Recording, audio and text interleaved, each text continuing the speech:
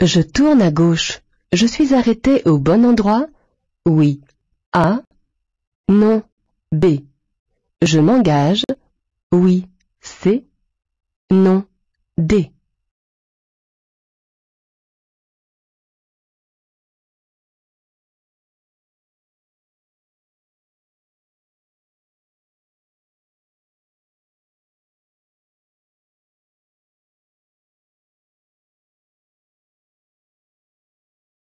L'arrêt à un stop doit être marqué non pas au niveau du panneau, mais à la ligne blanche ou à la limite de la chaussée abordée lorsqu'il n'y a pas de ligne. Ici, la ligne, dont la pâture est presque entièrement effacée, correspond bien à la limite de la chaussée abordée. N'étant pas arrêté au bon endroit, je m'avance jusqu'à cette limite. Je ne dois pas m'engager, car démarrer de l'endroit où je suis serait considéré comme un non-respect de l'arrêt au stop. De plus, je dois céder le passage à la camionnette.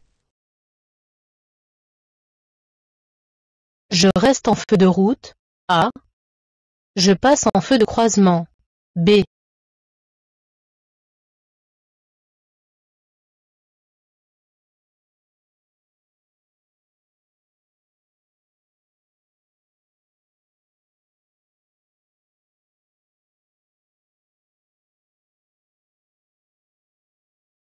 Je circule seul sur une route non éclairée. Ici, j'aborde un sommet de côte. Mais l'absence de reflets lumineux me laisse penser que je ne vais pas croiser un autre usager dans l'immédiat. Je reste donc en feu de route, afin de bien voir, et le plus loin possible. À 100 mètres, je pourrais rencontrer un feu jaune clignotant. A. Un feu jaune fixe. B. Un feu rouge fixe. C. Un feu rouge clignotant. D.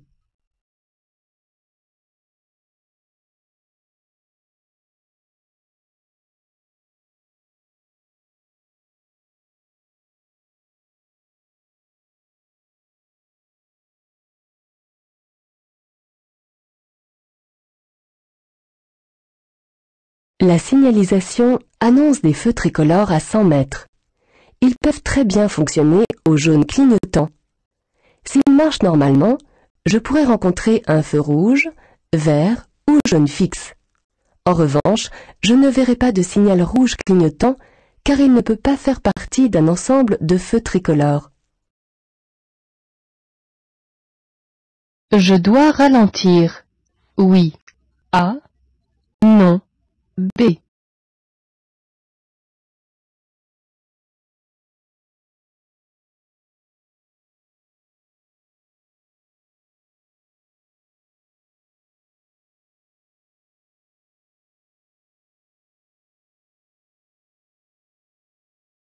Les feux de stop des véhicules qui vous précèdent montrent que la circulation ralentit soudainement.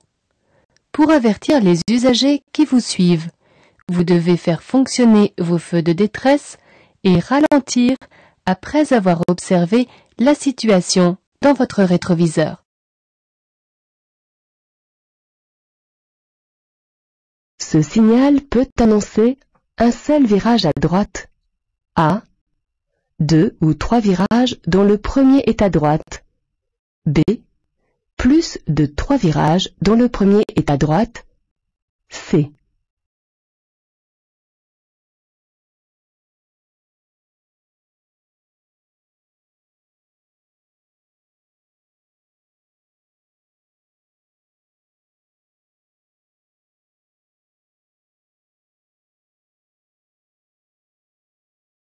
Ce signal n'annonce pas un seul virage à droite, mais une succession de 2 ou 3 virages dont le premier est à droite. S'il y avait plus de 3 virages, le panneau serait complété par un panonceau détendu. Les feux illustrés par ce témoin éclairent à 30 mètres minimum, A. 30 mètres maximum, B. 100 mètres minimum, C. 100 mètres maximum, D.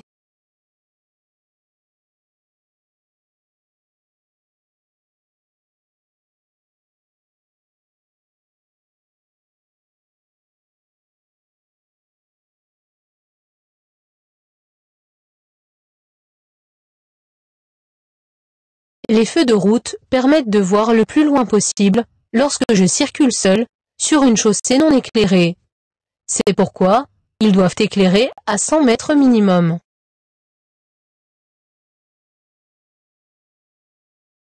Pour dépasser le cycliste, je peux chevaucher la ligne dans le cas numéro 1, oui, A, non, B. Le cas numéro 2, oui, C, non, D.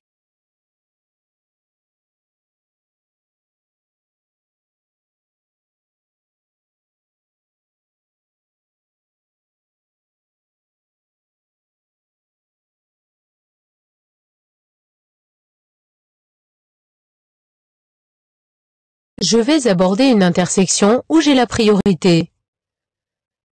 Dans le cas numéro 1, la ligne discontinue à trait resserré, qui est une ligne de dissuasion, autorise le dépassement des véhicules lents. Je peux donc la chevaucher pour dépasser ce cycliste. Dans le cas numéro 2, la ligne est continue.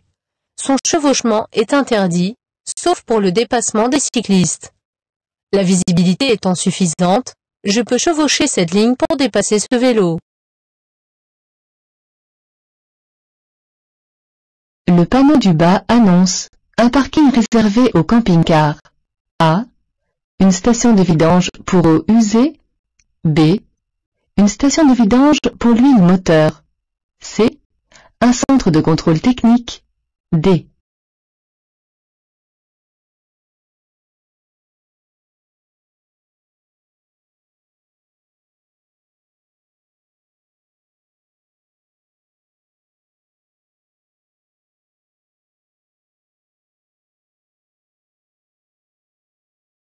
Le panneau du bas annonce une station de vidange pour eau usée et concerne les caravanes, cars et camping-cars.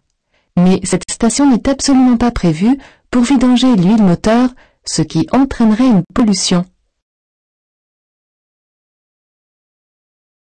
Lors de l'achat d'un véhicule neuf, le constructeur doit être en mesure de communiquer la consommation de carburant, oui, A, non, B. Les émissions de gaz carbonique, CO2, oui, C, non, D.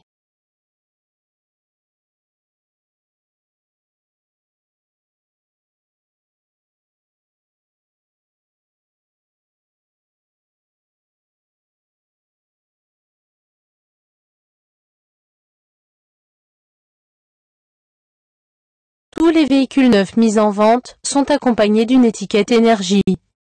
Sur celle-ci sont mentionnés la consommation de carburant et le taux d'émission de gaz carbonique exprimé en grammes par kilomètre. Je risque un retrait de 3 points si je conduis sans verre correcteur ni lentille alors que cette obligation est mentionnée sur mon permis. A. Je n'ai pas passé dans les délais une visite médicale obligatoire. B. Je ne suis pas en mesure de présenter mon permis immédiatement. C.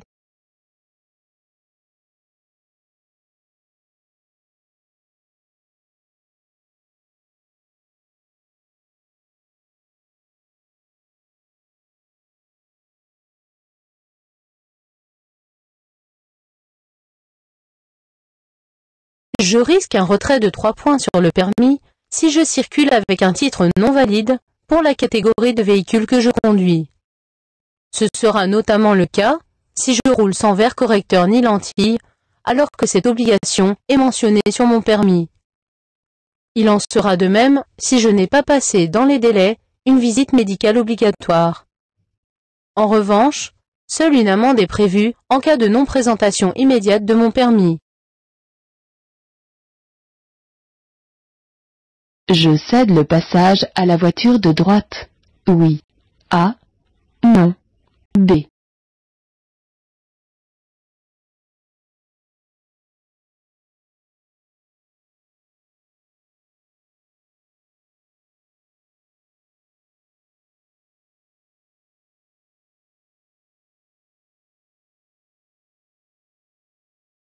Vous ne devez pas vous engager dans une intersection si vous risquez d'y être immobilisé et d'empêcher le passage des véhicules. Le feu rouge clignotant vous oblige à vous arrêter. Vous devez donc effectuer cet arrêt avant l'intersection et laisser passer la voiture de droite, bien qu'elle n'ait pas la priorité sur vous. Vous ne franchirez l'intersection que lorsque le feu sera éteint et les barrières entièrement relevées. Ma distance de sécurité est suffisante? Oui. A. Non. B.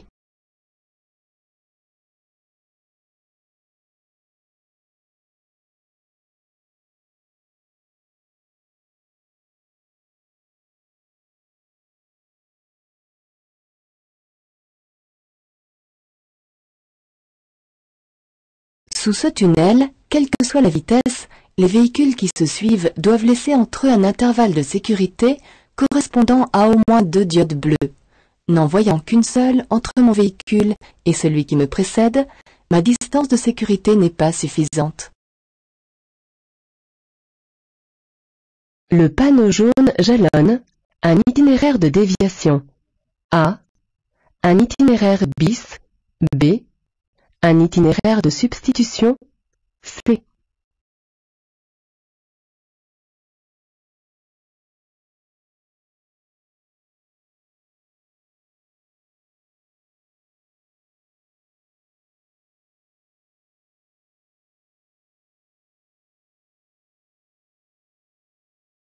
Le panneau jaune ne jalonne ni une déviation, ni un itinéraire bis, mais un itinéraire S, dit de substitution. Il remplace l'itinéraire autoroutier principal lorsque ce dernier connaît des perturbations telles que des travaux, un accident ou un embouteillage. Je suis bien placé. Oui. A. Non. B. Je dois changer de voie dès que possible. Oui. C. Non. D.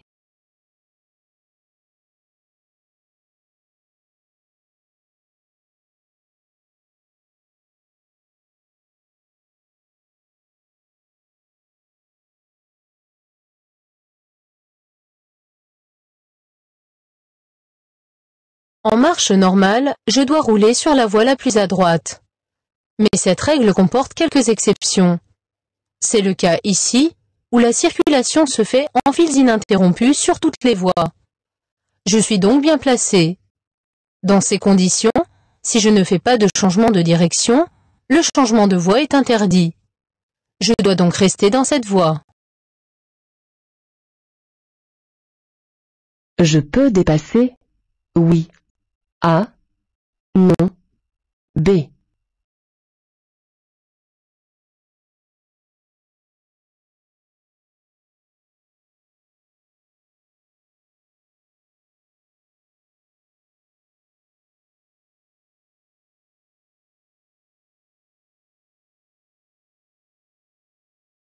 Je circule sur une chaussée à 3 voies et la ligne continue me sépare des usagers qui roulent en sens inverse. Mais le panneau bleu indique la fin du créneau de dépassement et donc la suppression de la voie située à ma gauche. Je ne peux donc pas dépasser. Le risque le plus important se situe dans la zone. Numéro 1, A. Numéro 2, B. Numéro 3, C. Numéro 4, D.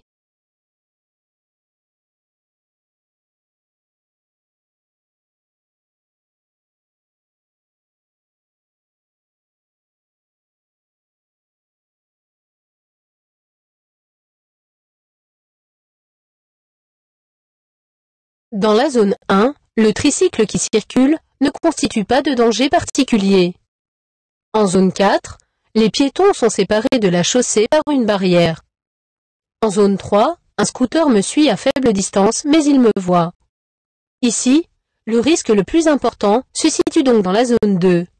En effet, la camionnette stationnée peut masquer des piétons qui, malgré le feu vert, se situeraient sur le passage matérialisé.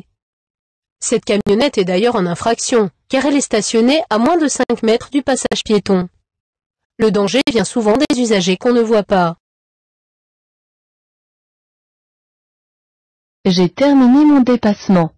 Je me rabats immédiatement. Oui. A. Non. B.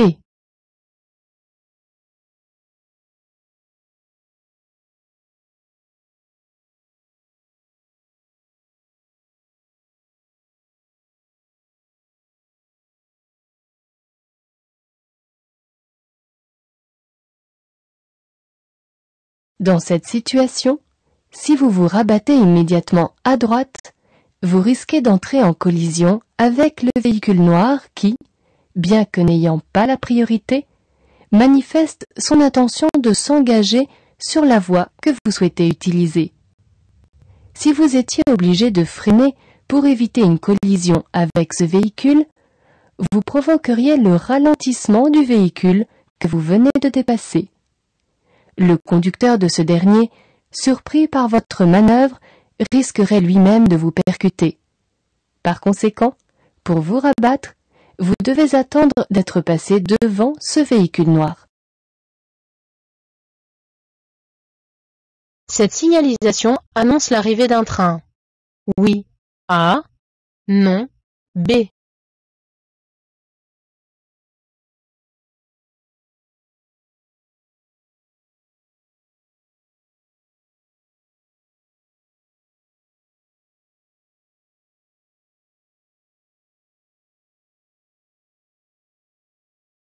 Ce signal lumineux fonctionne à l'approche de certains passages à niveau qui risquent de surprendre. Quand il est allumé, comme ici, il indique que le feu rouge clignotant et l'abaissement des barrières annoncent l'arrivée d'un train. Il s'allume dès le fonctionnement du feu rouge clignotant et s'éteint en même temps que ce dernier lorsque les barrières sont entièrement levées. Le réglage de l'appui-tête a une influence sur la sécurité. Oui. A. Non. B.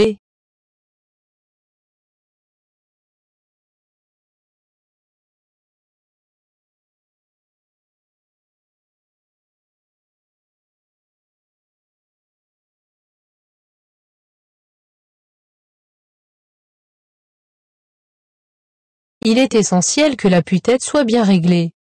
Ce dernier permet de protéger la nuque en l'empêchant de repartir en arrière, évitant ainsi le coup du lapin.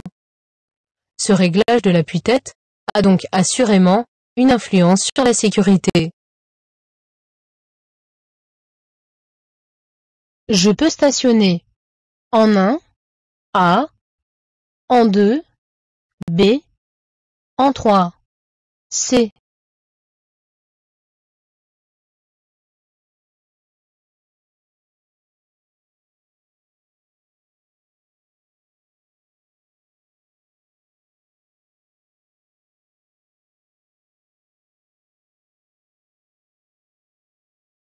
En 1 et en 3 sur l'accotement goudronné, je peux stationner. En 2, l'emplacement peint en bleu est réservé aux personnes handicapées à mobilité réduite. Je ne dois ni stationner, ni même m'y arrêter.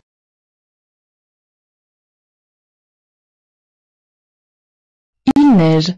Les voyants qui peuvent être allumés sont les numéro 1, A, numéro 2, B, numéro 3, C, numéro 4, D.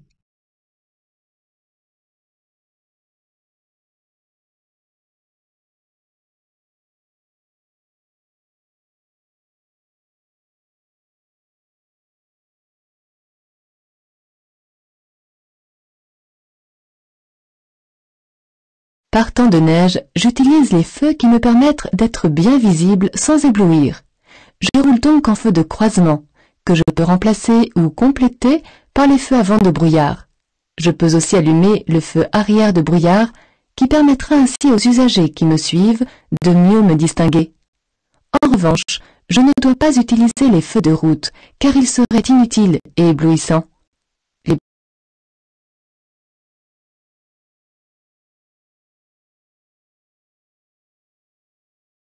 Le risque d'éclatement d'un pneumatique augmente lorsque la vitesse est élevée. Oui. A. Non. B. Lorsqu'il fait chaud. Oui. C. Non. D.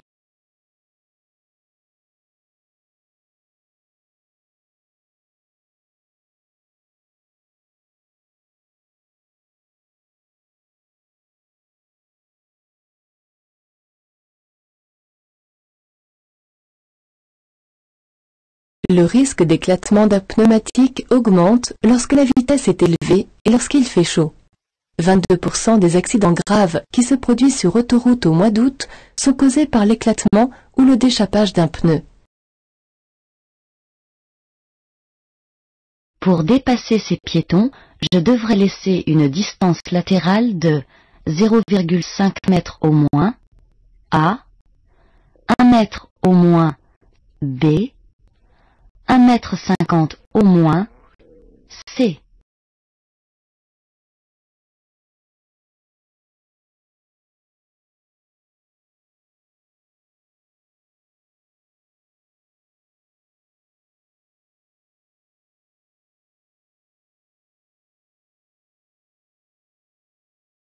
Vous circulez en agglomération. Pour dépasser ces piétons, vous devez laisser une distance latérale d'au moins 1 mètre. Cet espace permet de prévoir les écarts que ces derniers pourraient faire. Ils sont concentrés sur leur discussion et ne sont donc certainement pas attentifs à ce qui se passe sur la route. C'est hors agglomération que l'intervalle latéral doit être de 1,50 m au moins. Les feux illustrés par ce témoin éclairent à 30 mètres minimum, A, 30 mètres maximum, B, 100 mètres minimum, C, 100 mètres maximum, D.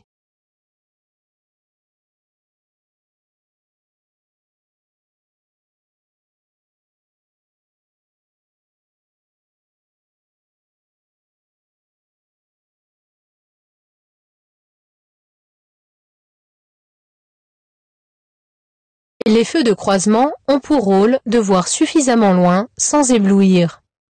Pour cette raison, ils doivent éclairer à 30 mètres minimum et davantage du côté droit. Suite à un accident, il faut indiquer au secours le lieu précis si je les appelle. Avec mon téléphone portable, oui, A, non, B. Depuis un poste d'appel d'urgence sur autoroute. Oui, C, non, D.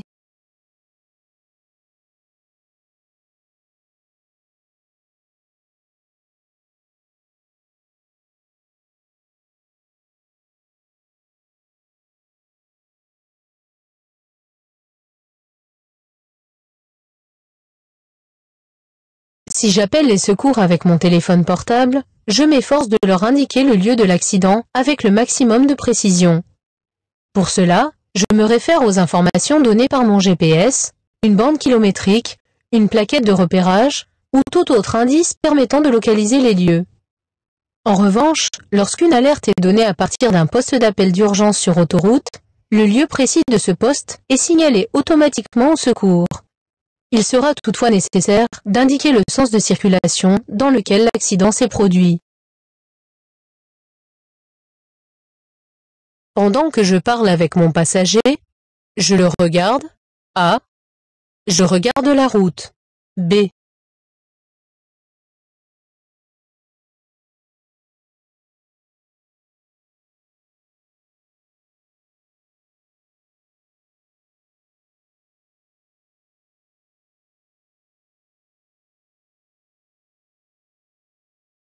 Lorsque je conduis, parler avec mon passager est beaucoup moins dangereux que parler au téléphone. Toutefois, la conversation ne doit pas m'empêcher de rester concentré sur la route, comme lorsque je suis seul au volant. En conséquence, j'évite de regarder mon passager.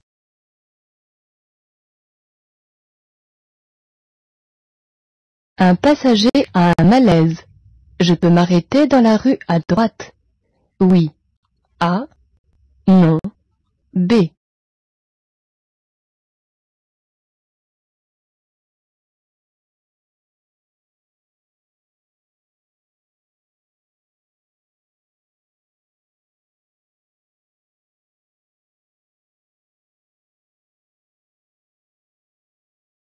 L'immobilisation d'un véhicule sur la bande d'arrêt d'urgence est autorisée en cas de nécessité absolue.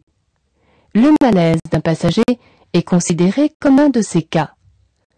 À quelques dizaines de mètres sur cette bande se trouve un emplacement d'arrêt d'urgence muni d'un poste d'appel d'urgence que vous pourrez utiliser. La rue de droite constitue un accès réservé aux véhicules de service et aux véhicules d'intervention urgente. Vous ne devez donc pas vous y arrêter. À droite, le long du muret, je peux faire un arrêt. Oui. A. Non. B.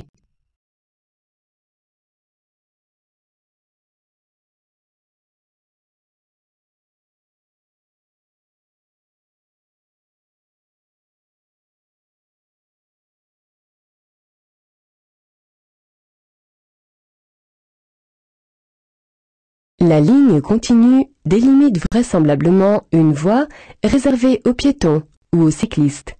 Je ne dois donc pas la chevaucher. Je ne peux donc pas m'arrêter le long du muret. Je vais à gauche. Je dois m'arrêter. Dans la situation 1, oui, A, non, B. Dans la situation 2, oui, C, non, D.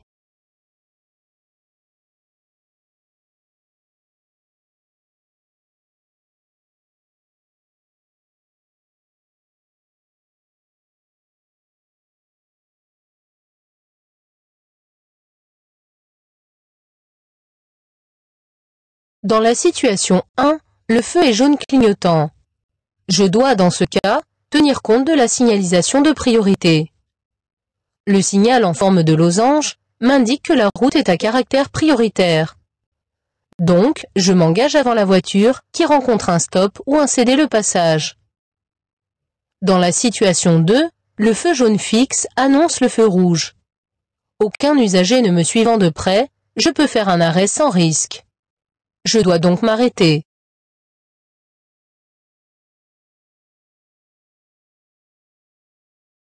Mon véhicule, acheté neuf, a été immatriculé après le 15 avril 2009. En cas de déménagement dans un autre département, je peux faire modifier le numéro d'immatriculation, oui, A, non, B. Le numéro du département, oui, C, non, D.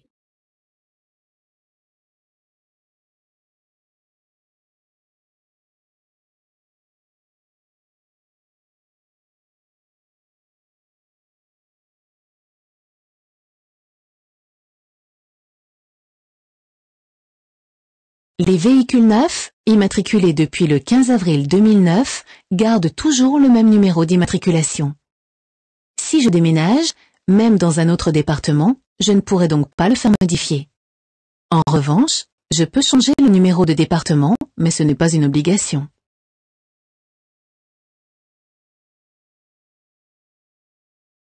Pour emprunter la sortie 23, je reste où je suis. A. Je change immédiatement de voie. B.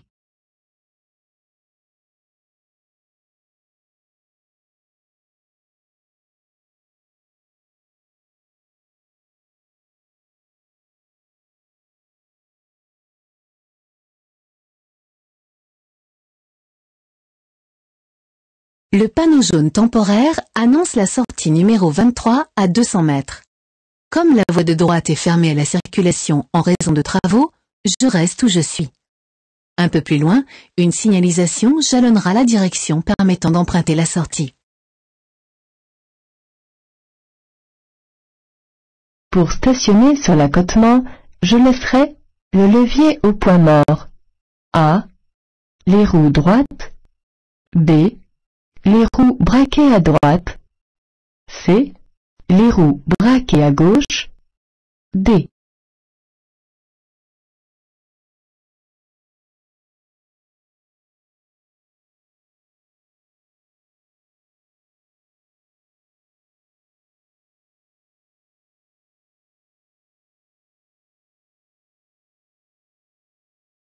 Avant de quitter mon véhicule stationné dans une pente, je serre le frein à main.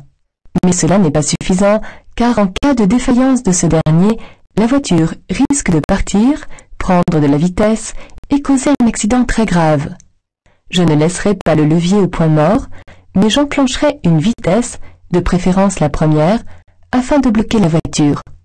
Je braquerai aussi les roues du côté opposé à la chaussée, à droite, afin que le véhicule ne puisse ni descendre, ni traverser la route.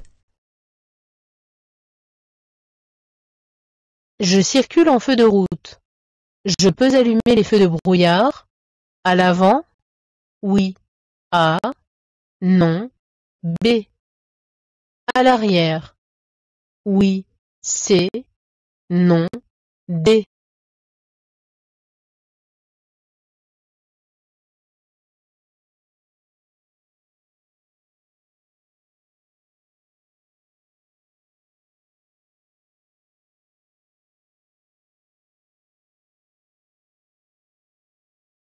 De nuit, par temps clair, les feux de brouillard avant peuvent compléter les feux de route uniquement sur les routes sinueuses et étroites. Je ne dois donc pas les utiliser sur cette chaussée large en ligne droite. Je ne dois pas non plus allumer les feux arrière de brouillard, trop éblouissants et inutiles dans ces conditions. Ils ne peuvent être utilisés que par temps de brouillard ou de chute de neige. Je klaxonne. A. Je réduis mon allure. B. Je me déporte à gauche. C.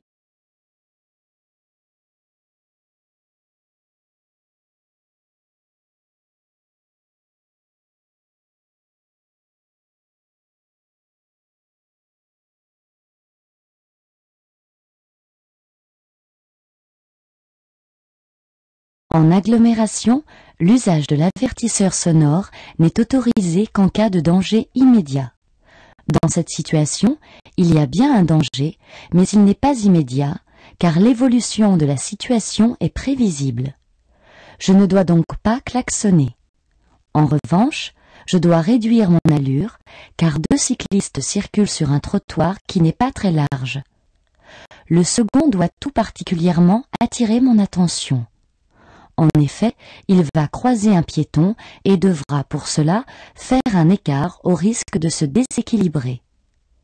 Il pourrait aussi revenir momentanément sur la chaussée. Croisant des véhicules, mes possibilités de dégagement vers la gauche sont limitées. Dans des conditions normales, je ne dois pas me déporter sur la gauche, car je chevaucherai la ligne continue.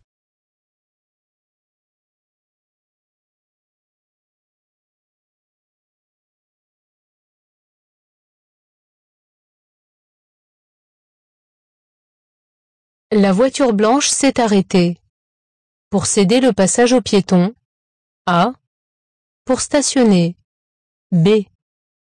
J'avance jusqu'au passage piéton. Oui. C. Non. D.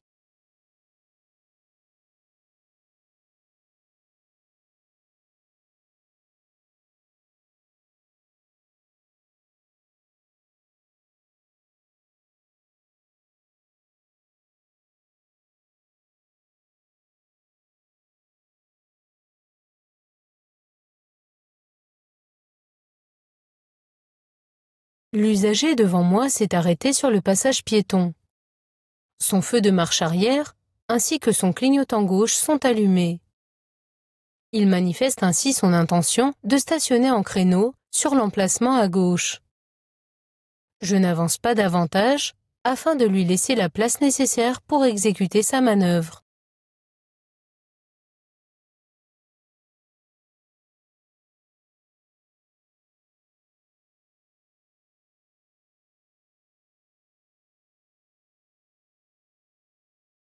Je m'engage sur le pont. Oui. A. Non. B.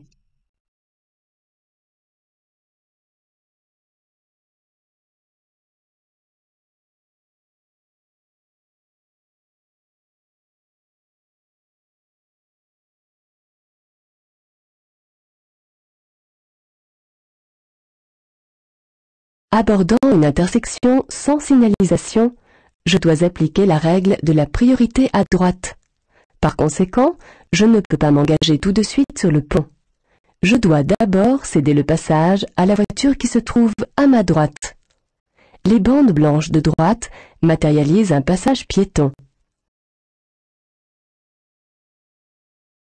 Utiliser une pince à linge pour détendre la ceinture de sécurité comporte des risques. Oui. A. Non. B.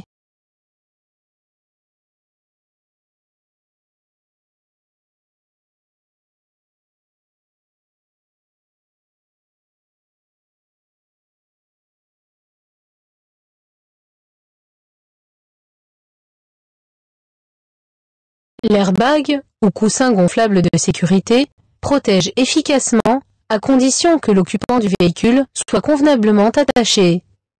Dans le cas contraire, il risque de le blesser grièvement ou même de le tuer. La ceinture de sécurité est à retenue programmée. Cela signifie qu'en cas de choc, elle se tend de manière à ce que la tête du passager n'entre en contact avec l'airbag que lorsque celui-ci a fini de se déployer. Si une pince ou un autre dispositif détend la ceinture, la tête heurtera l'airbag lorsqu'il sera en pleine action, alors qu'il se déploie à une vitesse d'environ 300 km/h. Par conséquent, la pince à linge pour détendre la ceinture de sécurité est à proscrire absolument.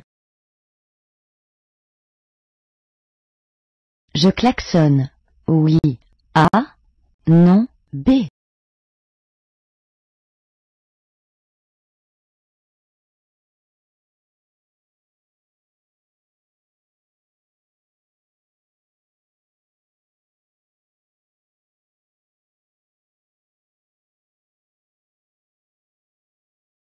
Je circule hors agglomération. Le tracteur agricole que je suis occupe une grande partie de la largeur de la chaussée, ce qui rend son dépassement impossible. En effet, sa position ne me permettrait pas de passer entre le véhicule et le bord gauche de la chaussée. Elle ne me permet pas non plus de voir suffisamment vers l'avant. Je peux donc utiliser l'avertisseur sonore pour inviter son conducteur à se rabattre à droite.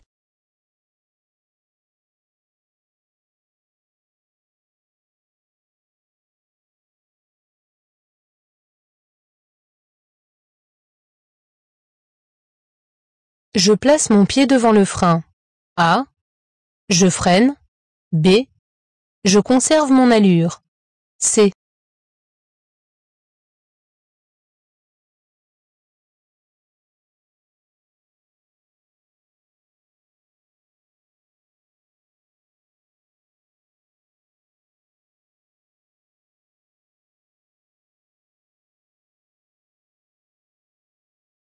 Le feu étant vert, les piétons n'ont pas la priorité, et freiner n'est donc pas justifié, compte tenu de la faible allure à laquelle je circule.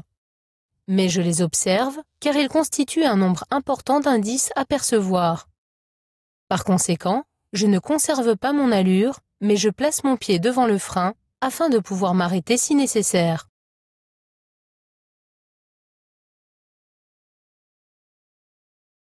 Je serre à droite. Avant de ralentir. A. Après avoir ralenti. B.